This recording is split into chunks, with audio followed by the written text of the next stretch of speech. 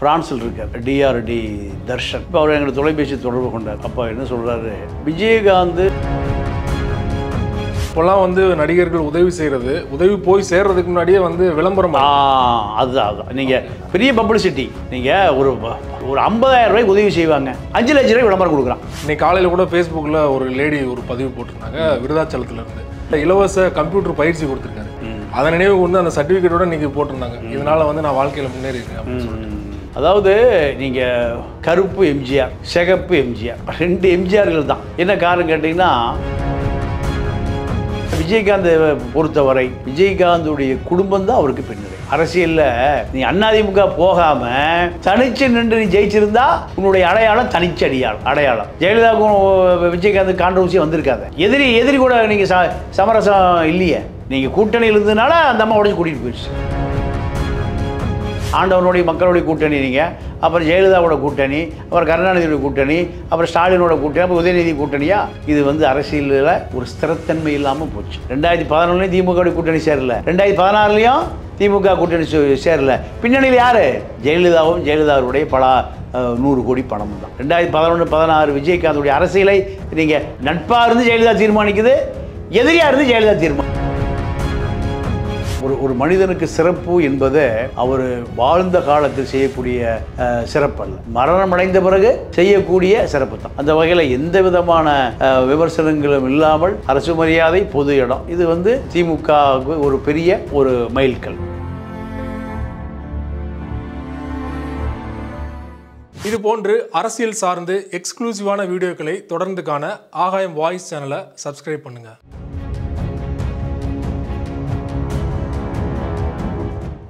ஆகாயம் வாய்ஸ் நேயர்களுக்கு வணக்கம். இன்றைக்கு நம்மோட நேர்காணலுக்காக மூத்த பத்திரிகையாளர் திரு தமிழா பாண்டியன் அவர்கள் நம்மோடு இணைந்திருக்கிறார். அவரோடு பேசலாம். வணக்கம் சார். வணக்கம். விஜயகாந்த் அவர்களுடைய மரண செய்தி தமிழ்நாடு முழுவதுமே மிகப்பெரிய அளவில் ஒரு அதிர்வலையை ஏற்படுத்தியிருக்குது அப்படின்னு சொல்லலாம். காலையிலேருந்து மக்களுடைய வீடியோக்கள் தொடர்ச்சியாக நம்ம பார்த்துட்ருக்கோம். நிறைய சேனல்கள் எடுத்து போட்டுட்ருக்காங்க மக்களோட எண்ண ஓட்டத்தை. குறிப்பாக அதில் பலருமே விஜயகாந்தால் நான் பலன் அடைஞ்சேன் அப்படின்னு நிறைய பேர் பேசுகிறாங்க. மறைமுக உதவி செஞ்சார் அப்படின்னு நிறைய விஷயங்கள் பேசுகிறாங்க. ஒருத்தர் பார்க்கும்போது என்னோட உடல் உறுப்பு கூட நான் தர தயாராக இருந்திருப்பேன் விஜயகாந்துக்காக அப்படின்னு மனமுருகி பேசுகிறார் இல்லையா? விஜயகாந்த் அவர்கள் இவ்வளவு தூரம் கொண்டாடப்படுறது காரணம் என்ன நினைக்கிறீங்க? நான் இந்த பேட்டி ஆரம்பிக்கிறதுக்கு முந்தி ஒரு 5 நிமிஷத்துக்கு முந்தி என்னுடைய நண்பர், அவர் ஒரு பத்திரிகையாளர், பிரான்சில் இருக்கார், டிஆர்டி தர்ஷன். இப்போ அவர் எங்களுக்கு தொலைபேசி தொடர்பு கொண்டார். அப்போ என்ன சொல்கிறாரு, விஜயகாந்த் மிக நல்லவன்.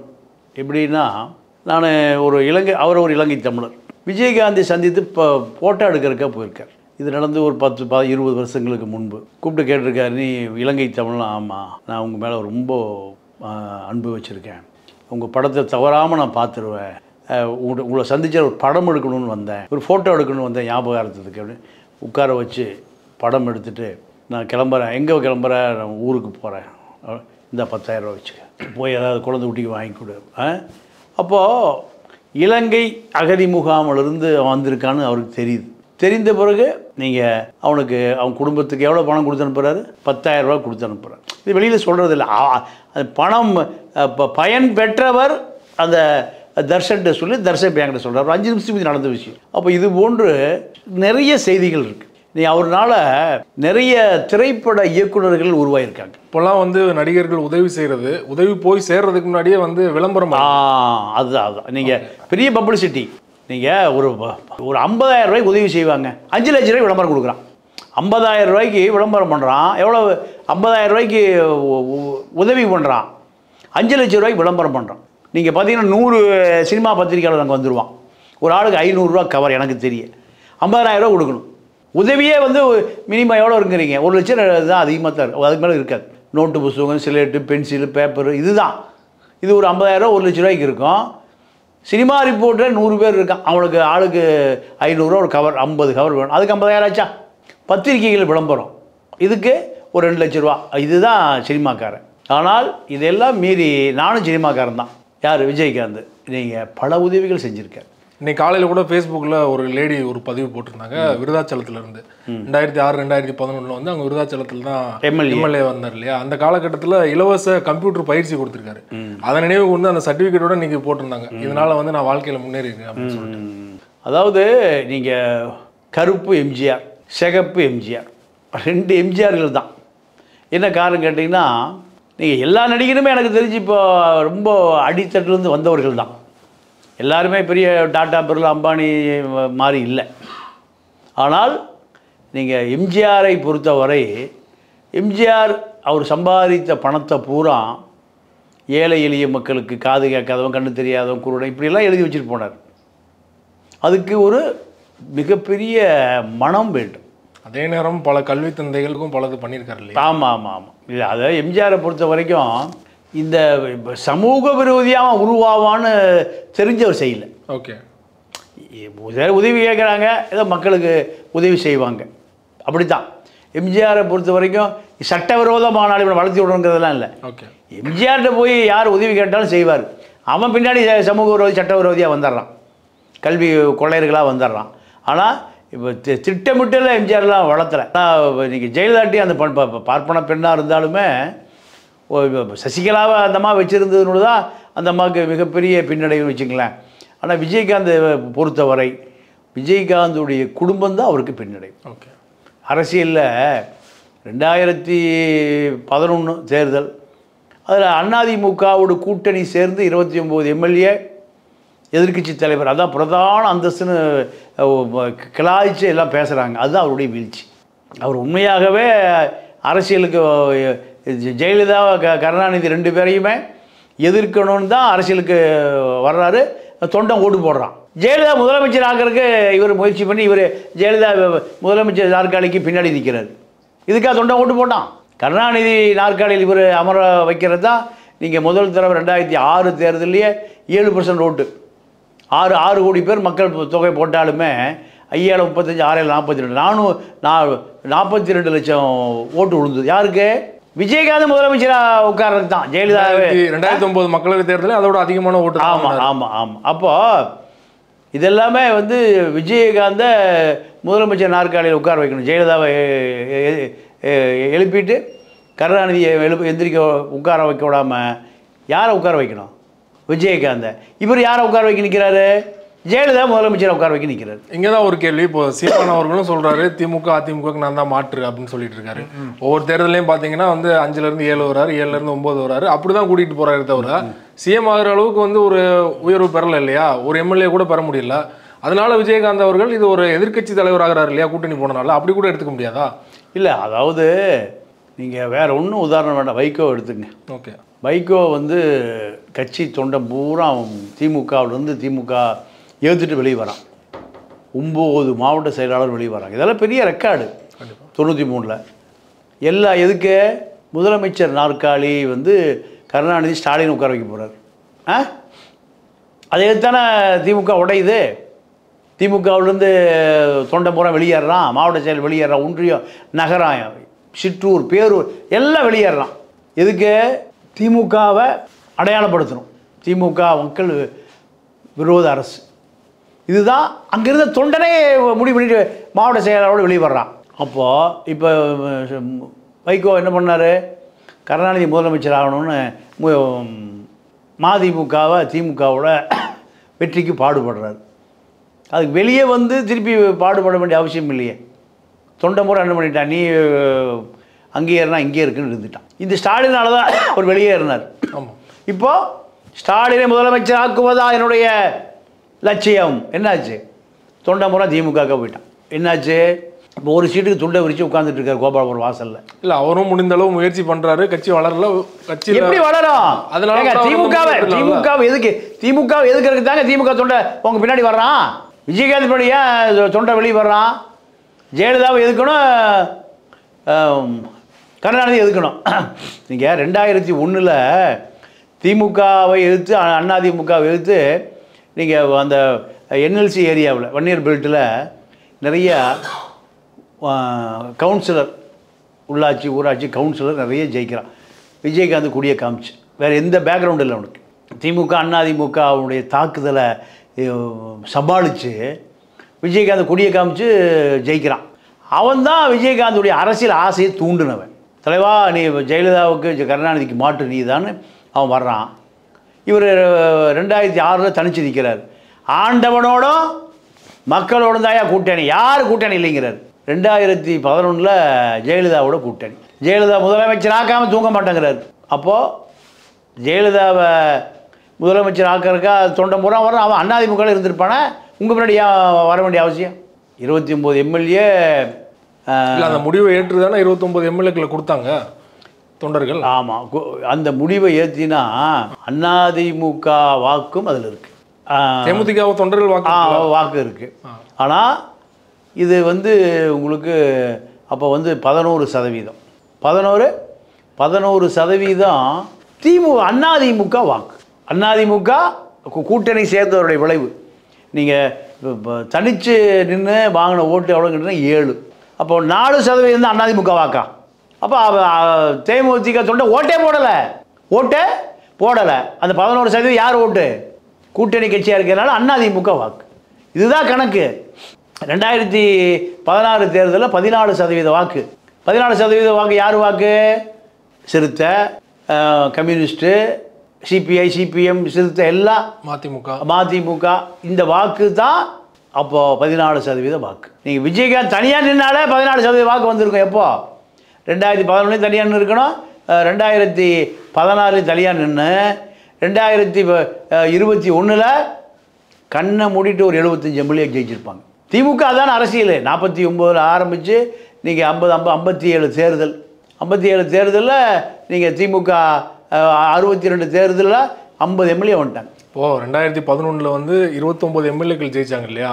ஜெயித்த உடனே 9 எம்எல்ஏக்கள் அதிமுக போயிட்டாங்க. இப்போ 2016 இதே நிலை தானே ஏற்பட்டிருக்கும். இல்லை, அதாவது நீங்கள் அதிமுக கூட்டணி சேர்ந்த பிறகு தான் அவன் அதிமுகவுக்கு போகிறான். ஓகே, நீ அதிமுக போகாமல் தனிச்சு நின்று நீ ஜெயிச்சிருந்தா உன்னுடைய அடையாளம் தனிச்சு அடையாளம். ஜெயலலிதாவுக்கும் விஜயகாந்த் கான்ட்ரவர்சி வந்திருக்காத. எதிரி கூட நீங்கள் சமரசம் இல்லையே. நீங்கள் கூட்டணியில் இருந்ததுனால அந்த அம்மா உடச்சி கூட்டிகிட்டு போயிடுச்சு. அது யாருடைய பலவீனம்? அதிமுக வாக்கு வாங்கி தான் அவன் ஜெயிக்கிறான். அப்போ அதிமுக போகத்தானே செய்வான். நீங்கள் கொள்கை சமரசம் ஆகிட்டீங்களே. முதல்ல என்ன சொன்னீங்க? ஆண்டவனுடைய மக்களுடைய கூட்டணி நீங்கள், அப்புறம் ஜெயலலிதாவோட கூட்டணி, அப்புறம் கருணாநிதியோட கூட்டணி, அப்புறம் ஸ்டாலினோட கூட்டணி, அப்புறம் உதயநிதி கூட்டணியா? இது அரசியலில் ஒரு ஸ்திரத்தன்மை இல்லாமல் போச்சு. அதுதான் அங்கே தான் அவர் வழுக்க ஆரம்பித்தார். வைகோவுக்கு சொன்னோம்ல, வைகோவுடைய வழுக்குப்பாறையும் விஜயகாந்த் வழுக்குப்பாறையும் சமகாலத்தில் நடந்தது.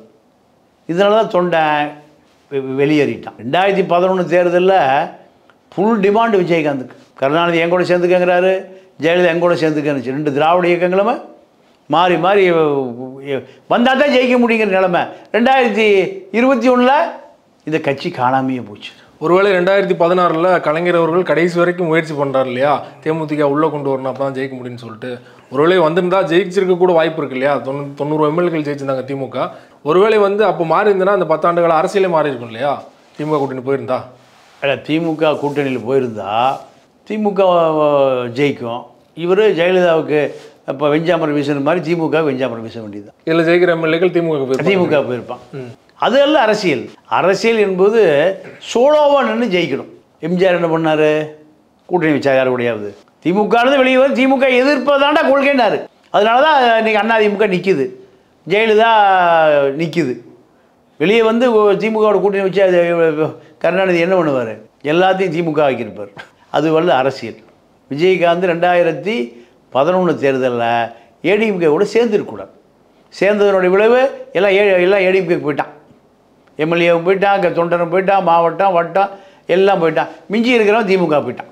முடிஞ்சு போச்சு. நீங்கள் கட்சி ஆரம்பிக்கும் போதே எம்ஜிஆர் கட்சி ஆரம்பித்தார். எப்படி ஆரம்பித்தார்னா, திமுகவை ஒழிப்பது தான் என்னுடைய வேலை, பிரதான வேலை திமுகவை ஒழிக்கிறது தான். அப்போ திமுகவை ஒழிக்கணுங்கிறவன் எதுக்கணுங்கிற முறை திமுகவில் அப்படியே யாரோட வந்துட்டான்? எம்ஜிஆரோட வந்தான். எம்ஜிஆர் ரசிகர் பண்ணுறோம் ப்ளஸ்ஸு திமுக வாக்கு வங்கி. அது அப்படியே 72 எம்ஜிஆர் வெளியே வந்தார், 77 அவர் முதலமைச்சர் ஆச்சு. இன்னைக்கு வரைக்கும் எடப்பாடி வரைக்கும் திமுகவை எதிர்ப்பது தான் பிரதான கொள்கை, வேறு எதுவுமே இல்லை. அதிமுக கொள்கையும் கிடையாது, கத்திரிக்காயும் கிடையாது. திமுக எதை சொன்னாலும் இல்லைங்கிறது தான் கொள்கை. திமுக ஆமானா இல்லைங்குவாங்க, இல்லைன்னா ஆமாங்குவாங்க. வடக்கேனா தெற்க, மேற்கேனா கிழக்க. இதுதான் அரசியல். வேறு அதிமுக என்ன கொள்கை இருக்குது, திமுக என்ன கொள்கை இருக்குது? ஒன்றுமே இல்லை. அதுதான் இப்போ அதை விஜயகாந்த் செய்ய தவறிவிட்டார். அதனுடைய விளைவு தான் 2021 அவர் கூட்டணி சேருவதற்கு ஆள் இல்லை. 24 அவர் மரணமடைஞ்ச இந்த தேதியில் கட்சி படுபாதாளத்தில் போயிடுச்சு. அவரால் உருவாக்கப்பட்ட கட்சி அவர் காலத்திலேயே நீங்கள் அழிஞ்சு போச்சு. திமுக அழியிலே எம்ஜிஆர் ஆரம்பித்த கட்சி இன்னும் இருக்கேன். அண்ணா ஆரம்பித்த கட்சி திமுக இன்னும் இருக்கேன். எம்ஜிஆர் செத்து போனவருக்கு அது கட்சி இன்னும் செத்து போலி. ஜெயலலிதா போச்சேன். ஜெயலலிதா செத்து போனவர் கட்சி அழிஞ்சு போலி. எங்கே போச்சு? எடப்பாடிட்டு இருக்கேன். அண்ணா ஆரம்பித்தார், கருணாநிதி முதலமைச்சர் ஆனாரு, இப்போ ஸ்டாலின் முதலமைச்சர். அந்த கட்டுக்கோப்பு அப்படி இருக்கேன்.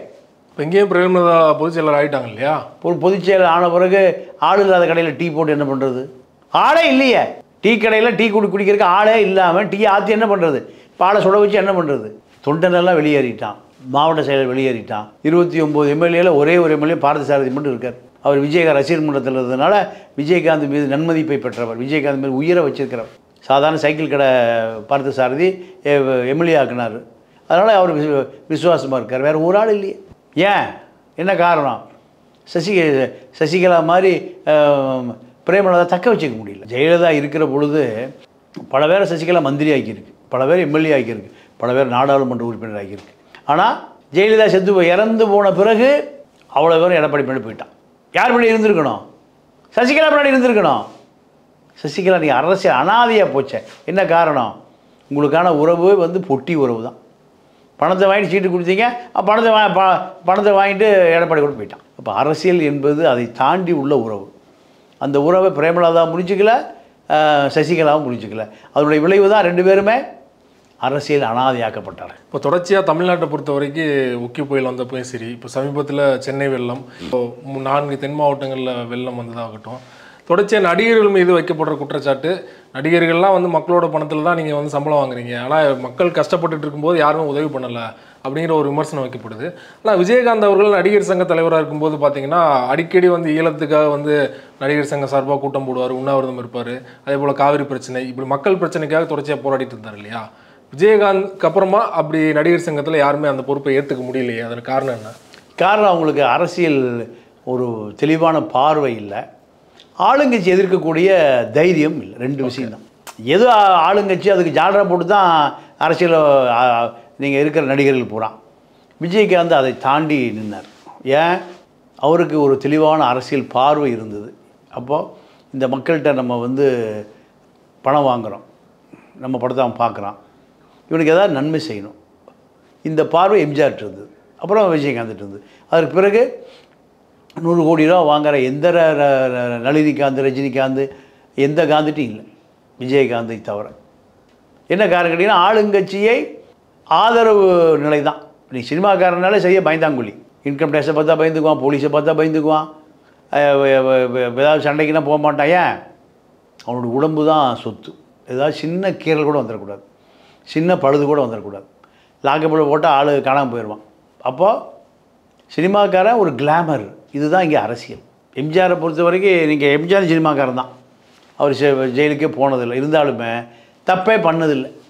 அவரை பொறுத்த வரைக்கும் மக்களுக்காக நான், எனக்காக மக்கள், ஜெயலலிதா சொன்னதை போல். ஆனால் உண்மையாகவே நடத்தி காட்டியவர் எம்ஜிஆர் தான். என்ன காரணம் கேட்டிங்கன்னா தன்னை மலையாளி இளையாளி எதோ சொல்லி பார்த்தார் கருணாநிதி. அவனுக்கு அரசியல் தெரியாது, இலக்கியம் தெரியாது, சங்கத்தமிழ் 10 பாட்டு 11 கீழ்களை எதுவுமே அவனுக்கு கோமாளி பையா எம்ஜிஆர். மலையாளி, அவனால் எப்படி அரசியலுக்கு வர முடியும்? இந்தியாவில் 2 கேரளாவா? கருணாநிதி கேட்டார். ஒரு கேரளா எங்கே இருக்குது? திருவனந்தபுரத்தில் இருக்குது. இன்னொரு கேரளா தமிழ்நாடு வந்துருச்சா? ஒரு மலையாளி எப்படி தமிழ்நாட்டை ஆளலாம்? மக்கள் அதை கேட்கவே இல்லையே. ஏன் கேட்கலனா, எம்ஜிஆரை மக்கள் தமிழனா தத்தெடுத்துக்கிட்டான். ஏன்னா எம்ஜிஆரும் இந்த மக்களை தத்தெடுத்து கொண்டார். அதனால் மக்கள் எப்பவுமே மனிதாபிமானிகள். எவன் நல்லவன், எவன் கெட்டவன், எவன் மக்களுக்காக நிற்கிறவன், யார் மக்களுக்கான எதிரி, இதை சரியாக கணிக்க தெரிந்தவர்கள் மக்கள். அதனால தான் நீங்கள் எம்ஜிஆர் உயிரோடு இருக்க வரை கருணாநிதியில் அரசியல் பண்ண முடியல. எம்ஜிஆர் இருந்த காலத்தில் எம்ஜிஆர் உதவியோடு தான் கருணாநிதி முதலமைச்சர் ஆனார். எப்போ? 69. அதன் பின்னாடி எம்ஜிஆர் மறைந்த பிறகு தான் மறுபடியும் முதலமைச்சர் ஆனார். 77 ஆட்சி போயிடுச்சு, எம்ஜிஆர் முதலமைச்சர் ஆகிட்டார். கருணாநிதி முதலமைச்சர் 69 காரணம் எம்ஜிஆர் தான். ஆட்சி போச்சு, எம்ஜிஆர் முதலமைச்சர் ஆனார். அதுக்கு பின்னாடி எம்ஜிஆர் மறைவுக்கு பிறகு தான் கருணாநிதி முதலமைச்சர் ஆனார். இது அரசியல். அப்போது மக்களை பொறுத்தவரை மக்கள் எப்படி நினைப்பான்னா, யார் நமக்கு உதவி செய்வான், யார் நம்மளை ஏமாற்றுவான், இதை மக்கள் தெளிவாக தெரிஞ்சு வச்சுருப்பான்.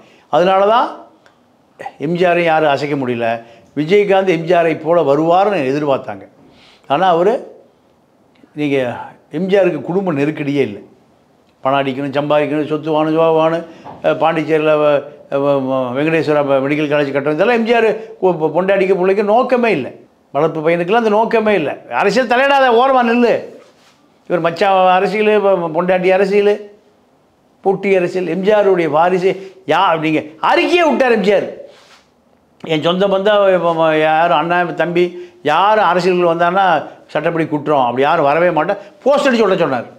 அவர் மறைந்ததுக்கப்புறமா ஜானகி அம்மையார் தானே முதல்வர் ஆனாங்க. அது ஜானகி ஆனதை விட இன்னொரு விஷயம்னா மஞ்சுளா ஆகிருக்கும், இல்லைன்னா லதா ஆகிருக்கும், கேர் விஜய் ஆகிருக்கும். அவர் மரணமடைந்ததுக்கு பின்னாடி நீங்கள் மனிதாபிமானம் மரணமடைஞ்சு போச்சு. ஆரம் வீரப்ப முதலமைச்சருக்கு எம்எல்ஏ கையெழுத்து வாங்கிட்டார். இப்படி பல கூத்து நடந்தது. எம்ஜிஆருடைய சாவுக்கு பின்னாடி பல கூத்து நடந்து, ஜெயலலிதா வந்தது, முதலமைச்சர், இப்படிலாம் நடந்து. அதுக்கு எம்ஜிஆர் பொறுப்பாக முடியாது. உயிரோடு இருக்கிற பொழுதே பொறுப்பாக முடியல. அவர் மருத்துவமனைக்கு போகும்போதே கட்சி கட்டுப்பாட்டை இழந்து போயிடுச்சு. கார் கட்டுப்பாடு இழந்து ஆக்சிடென்ட் ஆகுதில்ல, அதே போல் தான் கட்சி கட்டுப்பாடு இழந்து போச்சு. பெரியார் நீங்கள் படுக்கையில் படுத்துட்டார். நீங்கள் மணியம்மை அப்போது கட்சி எந்த கண்ட்ரோல் இருக்குன்னு தெரியாது. ஒரு தலைவன் நிதானமாகவும் தெளிவாகவும் இருக்கிற வரை தான். விஜயகாந்த் இருக்க வரை சரியாக இருந்தது. என்றைக்கு அவர் ஐசிக்கு போய் படுத்தாரோ அன்றைக்கே கட்சியும் படுக்க ஆரம்பிச்சிருச்சு. சுதீஷ் தான் தேமுதிகனுடைய தீர்மானிக்கும் சக்தி, சுதீஷும் பிரேமலாவும் தீர்மானிக்கும் சக்தி. அப்போ எப்படி இருப்பான் கட்சிக்காரன் பூரா வெளியேறிட்டான். விஜயகாந்த் நம்பி வந்தவன் பிரேமலாதையும் சுதீஷும் நம்பலை. என்ன காரணம்? விஜயகாந்தை போல பிரேமலதாவும் இல்லை, சுதீஷும் இல்லை. இன்னொரு பெரிய ஒரு மிராக்கிளை தடுத்ததில் ஜெயலலிதாவுக்கு ஒரு பெரும் பங்கு உண்டு. எப்படின்னா 2016 தேர்தலில் திமுகவோடு அதிமுகவோடு தேமுதிக கூட்டு வைத்து ஒரு பழைய மாதிரி 29 எம்எல்ஏ ஜெயிச்சிருந்தா, திமுகவும் அதிமுகவும் மெஜாரிட்டி இல்லாமல் 29 சீட்டு, 2 பேர்ட்டி 100 சீட்டு, 29 மொத்தம் 34 சீட்டு பிரேமலதாட்ட இருந்ததுன்னா, பிரேமலதா யாரை ஆதரிக்குதோ அவங்க தான் முதலமைச்சர் ஆக முடியும். ஆமாம். 2016 இப்படி ஒரு சூழ்நிலை வந்துடும் ஜெயலலிதாவுக்கு தெரியும். அதனால தான் ஜெயலலிதா என்ன பண்ணுச்சு, மக்கள் நல கூட்டணின்னு வைகோ விஜயகாந்த் மூலம் திரும்ப எல்லாத்தையுமே அது ஜெயலலிதாவுடைய பி டீம் தான். பல கோடி பணத்தை கொடுத்து இப்படி ஒரு கூட்டணி ஆரம்பிங்க, இதுக்கு முழு மூளையே ஜெயலலிதா தான். அதனால தான் மீண்டும் ஜெயலலிதா 1.5% ஜெயலலிதா ஜெயிக்க முடிஞ்சது. ஆக்சுவலாக அந்த மக்கள் நல கூட்டணியால் பலனடைஞ்சவர் ஜெயலலிதா. வேற யாரு? ஆனால் பாதிக்கப்பட்டவர்னு பார்த்தீங்கன்னா வைகோவோ திருமாவோ கிடையாது, விஜயகாந்த் அவர்கள் தான் இல்லையா? இல்லை, விஜயகாந்துக்கு தெரியும் அவருக்கு வர வேண்டிய பயன் வந்துருச்சு. ஆனால் தேமுதிகவோட எதிர்காலம் போயிடுச்சு இல்லை? இல்லை, அவருக்கு 2011 அது தெரியும். 2011 அவர் திசை மாறிட்டார். காற்று வடக்கடிக்குதுன்னு அவர் தெற்க போக ஆரம்பிச்சிட்டார். இவருடைய கட்சி ஆரம்பித்தது நோக்கமே ஜெயலலிதாவையும் கருணாநிதி முதலமைச்சர் ஆக்குவது அல்ல, தானே முதலமைச்சர் ஆகுது. அதெல்லாம் கட்சி ஆரம்பித்தார். ஜெயலலிதா முதலமைச்சர் ஆக்கிற கட்சி ஆரம்பித்தார். அப்போ அடுத்து என்னாச்சு, 2016 திமுகவோட கூட்டணி சேர மாட்டேங்கிறார். 2011 திமுகவோட கூட்டணி சேரல, 2016 திமுக கூட்டணி சேரல. பின்னணியில் யார்? ஜெயலலிதாவும் ஜெயலலிதாவுடைய பல 100 கோடி பணமும் தான். 2011-16 விஜயகாந்துடைய அரசியலை நீங்கள் நட்பாக இருந்து ஜெயலலிதா தீர்மானிக்குது, எதிரியாக இருந்து ஜெயலலிதா தீர்மானிக்குது. இங்கே தான் ஒரு கேள்வி இருக்குது. நீங்கள் சொன்னது மாதிரி தான். இப்போ 2011-16 கிட்டத்தட்ட 9 எம்எல்ஏக்களில் ஜெயலலிதா அவர்கள் அதிமுக கூப்பிடுறாரு இல்லையா, அவங்களும் போயிடுறாங்க. ஆனாலும் 2016 அதிமுகவுக்கு ஜெயலலிதா அவர்களுக்கு சாதகமாக முடிவு. அதாவது நீங்கள் அதில் வைகோ மூலம் மக்கள் நல கூட்டணி உருவாக்கக்கூடிய சூத்திரத்தை ஜெயலலிதா தான் போட்டு கொடுக்குது. அதில் விஜயகாந்த் பலியாயிடுறார். தெரிஞ்சே தான், தெரியாமலே இல்லை. நானே நீங்கள் பல விஷயங்களை வெளிப்படையாக பேச முடியாது. ஜெயலலிதா 96 தேர்தலில் பாமக தனியாக நிற்கிது. பாமக கூட்டணி சேரலை, தனியாக நின்று பண்ருட்டியில் எம்எல்ஏ ஆகி நீங்கள் இது யானையில் போகிறார். அதுக்கு மூல காரணம் ஜெயலலிதா தான். ஜெயலலிதா பொறுத்த வரைக்கும் ஒரு பெரிய சாணக்கிய தான். என்ன காரணம், அந்த அம்மா பணத்தால் எதை விலைக்கு வாங்க முடியும்னு நினைக்குது. பணம் கொடுத்தா நம்ம அரசியல் கட்சிக்கு பூரா அங்கே போய் எல்லாம் எங்கே படுத்துருவான். இதுதான் அரசியல். இதை தெளிவாக தெரிந்து வச்சது ஜெயலலிதா. 96 2001 அரசை திமுக அரசை கலைக்கிறதுக்காக நீங்கள் அப்போது டெல்லியில் பெரிய அளவில் இப்போ முயற்சி விடுது அந்த அம்மா, நடக்கலை.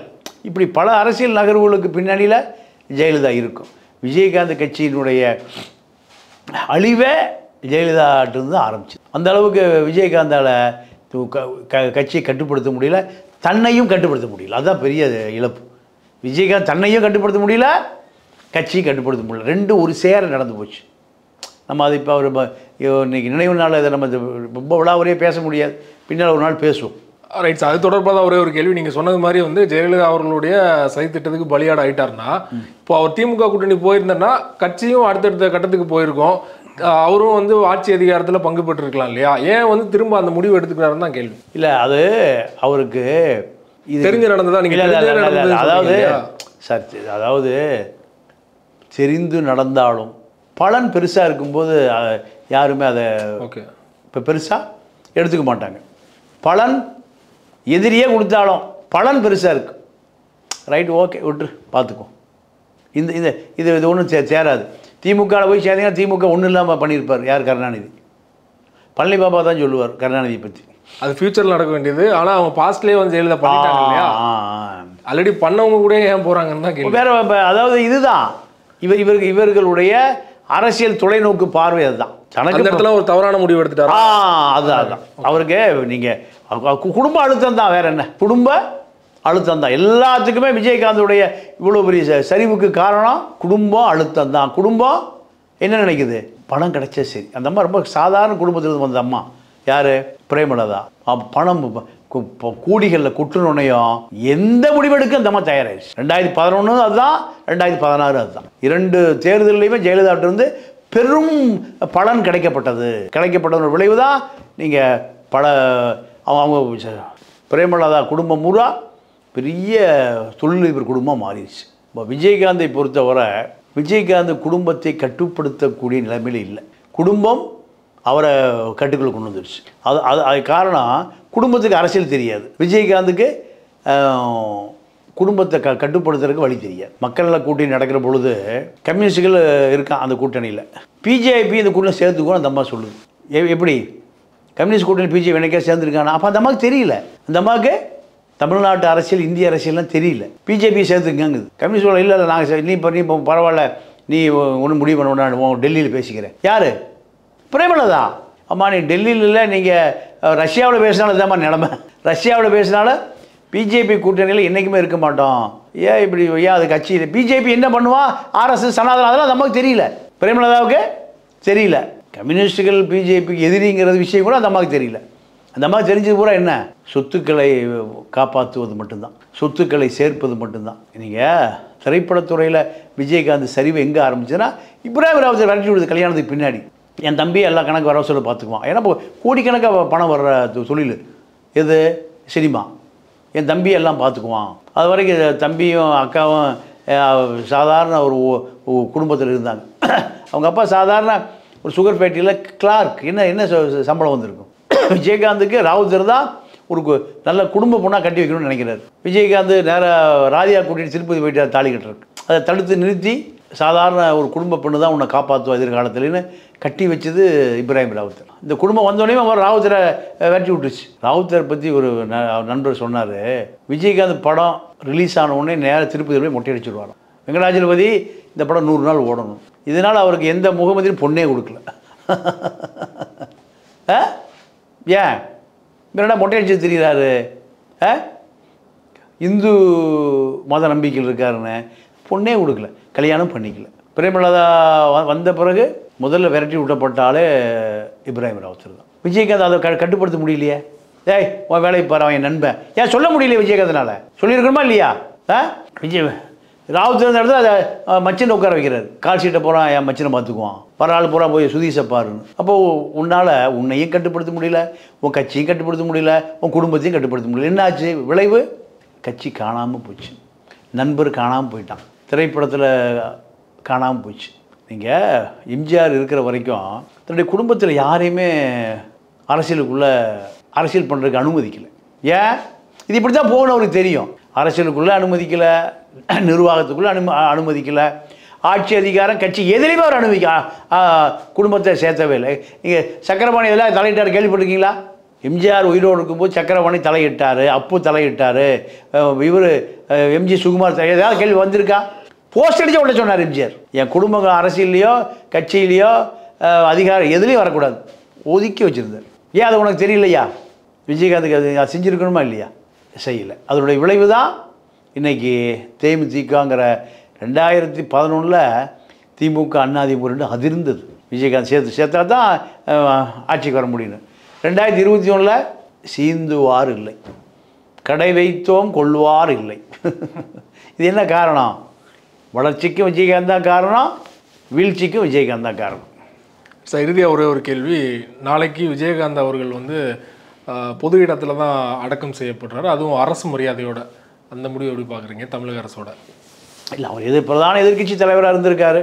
அவரை அந்த மரணத்தை நம்ம அதை விமர்சிக்கவே கூடாது. அது அவருக்கு பிரதான எதிர்க்கட்சி தலைவருக்கு உண்டான அந்தஸ்து இந்த அரசு கொடுத்துருக்கிறது. அதை நம்ம இப்போ பாராட்டத்தான் வேணும், விமர்சிக்கக்கூடாது. காரணம், அவர் ஒரு பிரதான கட்சியினுடைய தலைவராக இருந்திருக்காரு. 10 வருஷம் எம்எல்ஏவாக இருந்திருக்காரு. 2006, 11, 11, 16 எம்எல்ஏ, ஒரு 5 வருஷம் பிரதான எதிர்க்கட்சி தலைவர். ஆனால் நீங்கள் அரசியலில் நடிகனாக நீங்கள் 10 வருஷம் எம்எல்ஏ, ஒரு 5 வருஷம் எதிர்க்கட்சி தலைவருங்கிறது ஒரு பெரிய விஷயம். அதற்காக அவருக்கு அந்த சிறப்பு என்பது நீங்கள் மனிதாபிமானத்தோடு செய்த அந்த திமுக அரசை கண்டிப்பாக பாராட்டணும். ஏன்னா நீங்கள் ஒரு மனிதனுக்கு சிறப்பு என்பதை அவர் வாழ்ந்த காலத்தில் செய்யக்கூடிய சிறப்பு அல்ல, மரணமடைந்த பிறகு செய்யக்கூடிய சிறப்பு தான். அந்த வகையில் எந்த விதமான விமர்சனங்களும் இல்லாமல் அரசு மரியாதை, பொது இடம், இது திமுகவுக்கு ஒரு பெரிய ஒரு மைல்கல், திமுகவினுடைய வரலாற்றில் ஒரு வைரக்கல். ரொம்ப நன்றி சார், உங்கள் நேரத்தை ஒதுக்கி பல்வேறு தகவல்களை எங்களோட பகிர்ந்து கொண்டீங்க. நன்றி. நன்றி, வணக்கம்.